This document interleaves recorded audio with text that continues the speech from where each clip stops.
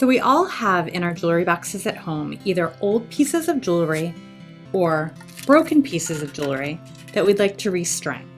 And in this video, I'm going to show you that with just a couple of supplies that are readily available at your local bead or craft shop, you can restring or fix any jewelry that you might have. The things that you will need are bead stringing wire, and a 0.018 bead stringing wire is a good place to start. Next, you'll need some crimp beads. And you can see the bead stringing wire packaging shows you that you need a number 1 size crimp bead. Next, you'll need a crimping pliers. And last, you'll need a cutter to cut off the excess wire. To get started, pull out a comfortable length of wire from your spool of beading wire. Then take your beads and string them onto the wire, either in the same pattern as on the original necklace or bracelet, or a different pattern.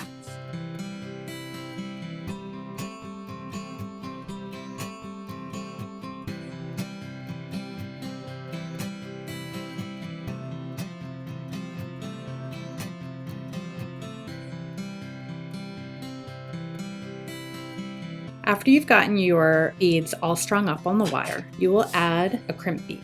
The crimp beads are little tiny beads that are going to hold your design in place. After you put the crimp bead on, you'll attach your clasp. You can either use the original clasp that came with your broken design or use a new clasp. To attach the clasp, you'll put your beading wire through the hole, around and back through the crimp bead. Tighten it up so you have about 1/4 inch of wiggle room. And make sure that those wires are not crossed inside the crimp bead. Hold them in place with your thumb and use a crimping plier to finish it with a professional finish. To use the crimping plier, put the crimp bead in the first notch of the crimping pliers. Then put the bead in the back notch of the crimping pliers and press down.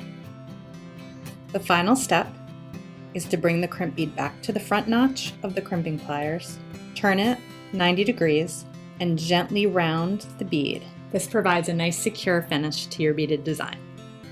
To do the next side, what you'll do is move the beads over that tail of beading wire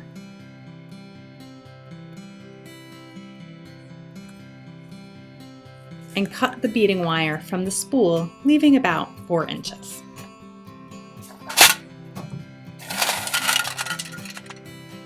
Thread a crimp bead on the other side of your necklace, and then thread the beading wire through the other side of your clasp. Back around the clasp, back through the crimp bead, through that first silver bead, and through the next purple bead.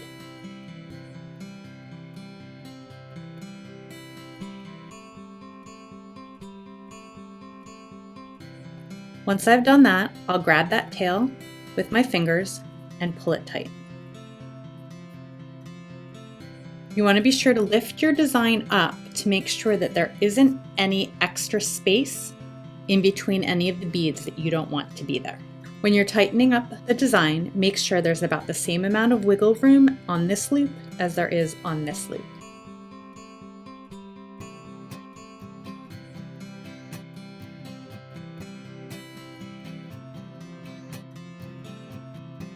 Next, repeat the crimping steps on the other side of your necklace. Start in the outermost smooth groove of the crimping pliers. Come to the back groove and press down. Then rotate the crimp bead 90 degrees.